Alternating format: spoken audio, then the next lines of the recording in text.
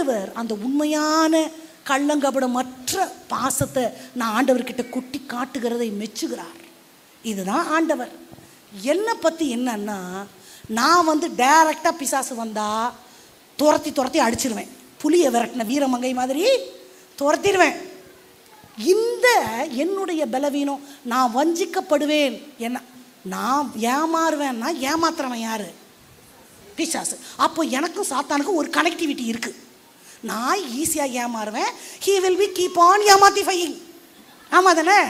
அவர் நல்லா ஏமாத்துவார், நான் நல்லா ஏமாறுவேன். அப்போது அவருக்கு யாரைத்தான் பிடிக்கும்? சாத்தானுக்கு ரொம்ப பிடிச்சது யார் தான்? ஆமாம், ஒத்துதான் ஆகணும். எனக்கு பிடிக்காது, ஆனால் சாத்தானுக்கு என்ன பிடிக்கும்? ஏன்னா அவருடைய தந்திரங்கள் என்கிட்ட தானே பலிக்குது, மற்ற இடத்துல பலிக்கலையே. அவருடைய பருப்பு எங்கே தான் வேகுது. நீங்கள் என்னமோ நான் உங்களுக்கும் அதுக்கும் சம்மந்தம் இல்லைன்ற மாதிரி இருக்கிறீங்க. ஒத்துக்கிட்டீங்கன்னா தான் நீங்கள் உஷாராக இருப்பீங்க, இல்லைனா ஏன்னு மாதிரி மாட்டிக்குவோம். அப்போது எனக்கும் சாத்தானுக்கும் இருக்கிற கனெக்டிவிட்டி, நான் ஏமாறுறவ, அவன் ஏமாத்துவார். அப்போ நான் யாருக்கிட்ட ரொம்ப உஷாராக இருக்கணும்? ஆமாம், நான் சொல்லிட்டேன் சாத்தான் கொம்பு வச்சுன்னு டைரெக்டாக வரமாட்டார். அவர் ரொம்ப விவரமாக வெக்கங்கிட்ட பிசாசு அப்படி தான் வருவார், டைரெக்டாக வரமாட்டார். டைரெக்டாக வந்தால் தான் நான் துரத்திடுவேனே. ஸோ ரொம்ப நான் கான்ஷியஸாக இருக்கணும். இது ரெண்டாவது விஷயத்தை நான் உங்களுக்கு சொன்னேன். Understanding God and understanding who am I. இப்போ இந்த பெண்ணை ஆண்டவர் ஸ்பெஷலாக படைச்சு, ஸ்பெஷலாக தன்னுடைய மொத்த சுவாபங்களை உள்ளே கொடுத்து, முக்கியமாக ரொம்ப ஆண்டவருடைய பார்வையில் ஆண்டவர் வச்சது இந்த பெண்ணினம். இந்த பெண்ணை குறித்து ஆண்டவர் எல்லா பெண்கள் என்ன நீங்கள் எல்லாரையும் குறித்து ஒரு நோக்கம் வச்சிருக்கிறார். அந்த நோக்கம் என்ன தெரியுமா? ரொம்ப பழசாக இருக்கும், ஆனால் புதுசு. எல்லாரும் ஊழியம் செய்யணும், எல்லாரும் ஊழியம் செய்யணும், எல்லா பெண்களும் ஊழியம் செய்யணும். பெண்கள் ஊழியம் செய்யக்கூடாதுன்னு யாராவது சொன்னாங்கன்னா அவங்க சரியாக பைபிளை படிக்கலைன்னு அர்த்தம். பழைய ஏற்பாட்டில் மறைமுகமாக பெண்கள் ஊழியம் செஞ்சுருக்கிறாங்க, புதிய ஏற்பாட்டில் டெலிபரேட்டாகவே ஊழியம் செஞ்சுருக்கிறாங்க. அவர் ஆண்டவர் திருமணம் ஆகாமல் இருந்ததுனால அவர் கூட சீஷர்களாக போகலையே தவிர கனம் பொருந்திய ஸ்திரீகள் வீடை கொடுத்துருக்குறாங்க, பணத்தை கொடுத்துருக்குறாங்க. பெபேயாள் இஸ் அ அப்போஸ்தல். அப்போஸ்தல ஊழியத்தை பெண் செஞ்சுருக்கிறாங்க. பெபேயாள் ஒரு அப்போஸ்தலர், அவங்க ஒரு சபை, ஒரு பாஸ்ட்ரஸ். அப்போஸ்தல ஊழியம் செய்த ஒரு போதகர், மனைவி இல்லை, போதகரே அவங்க தான். பெபேயாள். அப்போது பெண்கள் கண்டிப்பாக ஊழியம்னா பிரசங்கம் மட்டும் இல்லை, எந்த ஊழியம் வேணாலும் செய்யலாம், ஆனால் செய்து கொண்டே இருக்க வேண்டும். அப்போது ஊழியம் எங்கே ஆரம்பிக்குது? வேதம் எதில் ஆரம்பிக்குது? வேதம் எதில் முடியுது? வேதம் ஆரம்பிக்கிறது ஆதாம் ஏவாளுங்கிற ஒரு குடும்பத்தில், வேதம் முடிவது ஆட்டுக்குட்டியானுடைய திருமணத்தில். இந்த பெண் இல்லைன்னா அங்கே குடும்பம் அமையாது. தலைவர் பேச்சுலராக சுற்றின்னு இருப்பார். புரியுதா?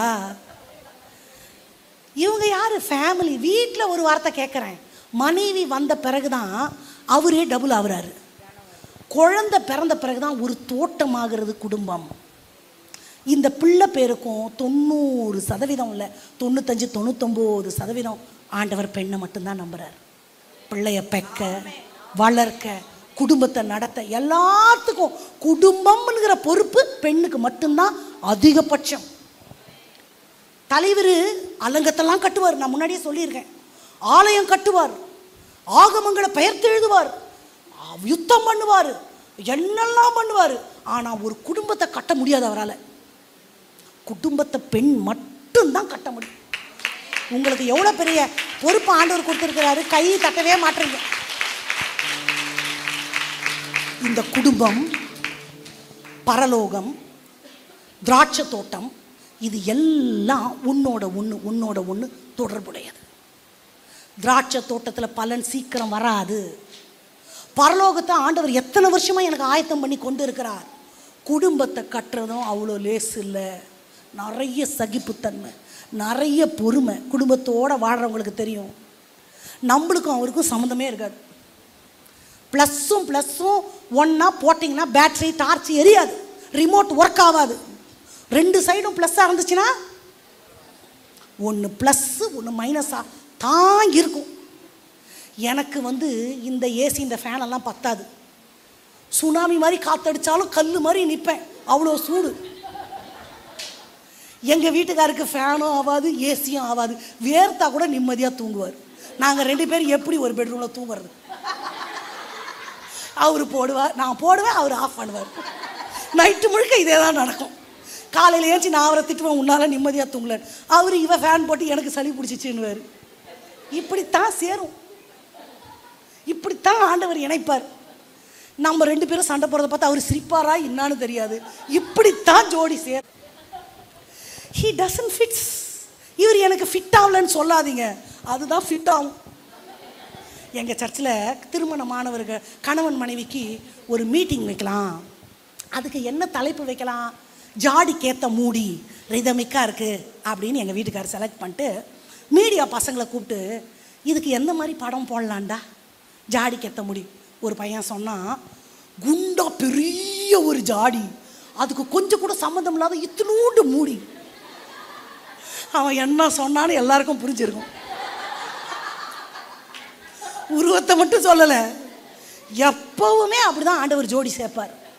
எனக்கு ஒத்து வரலன்னு சொல்லவே முடியாது, ஒத்து வராது. ஆனால் கடைசி வரைக்கும் முட்டிக்கிட்டு வாழும், அதுதான் குடும்பம். ஆண்டவருடைய படைப்பு அது, ஆண்டவர் நியமிச்சது அது. உங்களுக்கு ஒன்று தெரியுமா? இந்த கலர் இருக்கிறோம்ல, நம்ம Indians brown colour, Africans black, அமெரிக்காலாம் போனோம்னா ஒயிட்டு, இந்த நம்ம வந்து வந்து கொஞ்சம் மிக்ஸ் ஆகி நம்மளே பார்த்தா ஃபேர் அண்ட் லவ்லி மாதிரி அப்படி கலர் ஷேடு மாறினே வருவோம்.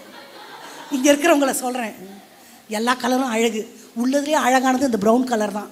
யாரும் வெள்ளையாகணும்னு நினைக்காதீங்க, இதுதான் ரொம்ப அழகான இந்தியன் கலர். டஸ்கி ஸ்கின் தான் ரொம்ப அழகு கலர். இந்த கலர் எப்படி வந்திருக்கும்னு ஒரு யோசனை போச்சு எனக்கு.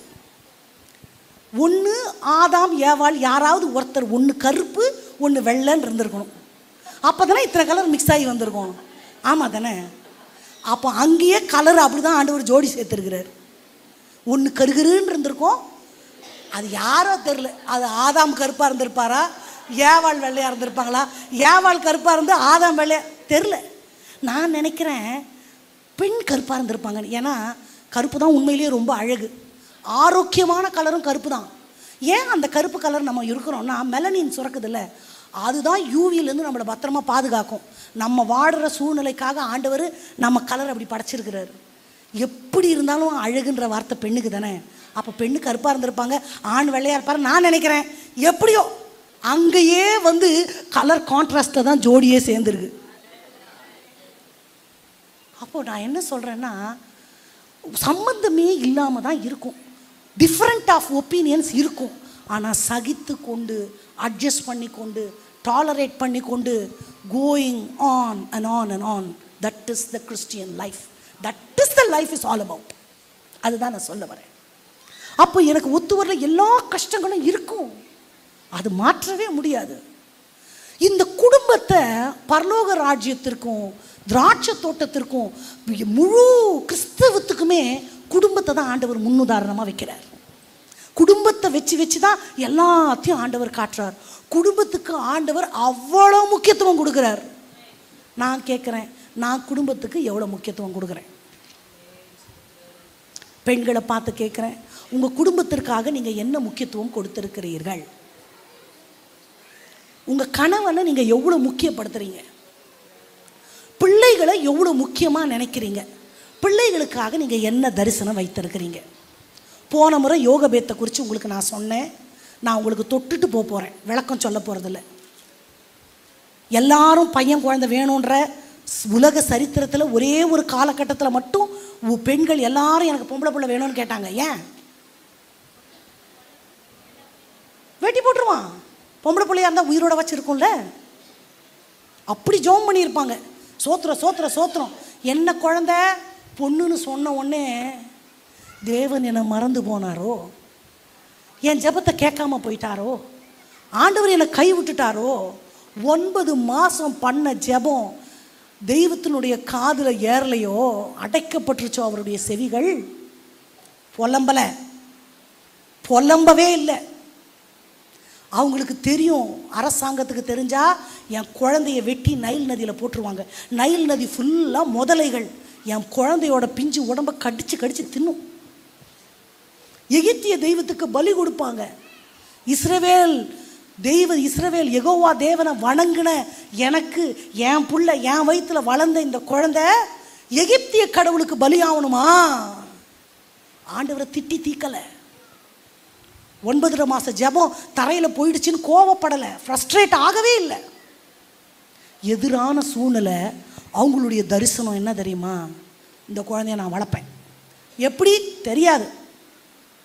எந்த நதியில் என் பிள்ளைய பலி கொடுக்கணும்னு நினச்சாங்களோ அந்த நதியில் என் குழந்தை மிதக்குமா. எந்த அரசாங்கம் வெட்டி போடுன்னு சொல்லிச்சோ அந்த சிங்காசனத்தில் என் பிள்ளை உட்காருமா. இதெல்லாம் பகல் கனவா தெரியலையா? இல்லை இல்லை. தரிசனம் என்பது சூழ்நிலையை பொறுத்தெல்லாம் இருக்காது, சூழ்நிலைக்கு சம்பந்தமே இருக்காது. என் வாழ்க்கையை கூட நான் உங்களுக்கு சாட்சியாக சொன்னேன். நான் சின்னதில் 12th வரைக்கும் ஒரே ஸ்கூலில் ஒரே டான்ஸ் ப்ரோக்ராமில் தான் இருந்தேன். ஊழியம் செய்யணும்லாம் ஆசையே இல்லை. ஆனால் எங்கள் அம்மா அப்பாவுக்கு தரிசனம் நான் போய் டான்ஸ் ஆடணும்னு இல்லை, பலிபீடத்தில் நிற்கணும், என் பிள்ளை பாட்டு பாடணும், பிரசங்கம் பண்ணணும். என் தரிசனம் எங்கே போச்சோ அவங்க தரிசனம் இன்றைக்கி நிறைவேறி இருக்கு. பெற்றோரை பார்த்து கேட்குறேன், என் பிள்ளைக்கு பிடிச்சதை செய்யட்டும் சொல்லாதீங்க. நீங்கள் ஆண்டவருக்கு அடுத்த காரியங்கள். உங்கள் பிள்ளைகளுக்காக நீங்கள் என்ன தரிசனம் வச்சுருக்கிறீங்க? உங்கள் பிள்ளைய டாக்டர் ஆகணும், இன்ஜினியர் ஆகணும், இருக்கட்டும். என் பிள்ளை எப்படியாவது பாஸ்டருக்கு வலங்கரமாக இருக்கணும், கரத்தை தாங்கி பிடிக்கிற ஊரும் ஆர்வனமாக இருக்கணும், அவன் இந்த இன்ஸ்ட்ருமெண்ட் வாசிக்கணும், கொயரில் இருக்கணும், ஏதாவது ஒரு ஊழியம் செய்யணும், சண்டே ஸ்கூல் ஊழியம் செய்யணும், பாஸ்டருக்கு எந்த விதத்துலையாவது தாங்கி பிடிக்கிற ஊரும் ஆர்வனும் யோசுவாவுமா என் பிள்ளை எங்கேயாவது நிற்பானா. இப்படி தேவனுக்கு அடுத்த தரிசனம் உங்கள் பிள்ளைங்களை குறித்து நீங்கள் என்ன வச்சுருக்கிறீங்க? இது வரைக்கும் வைக்கலைன்னா என்னமே வச்சிருங்க.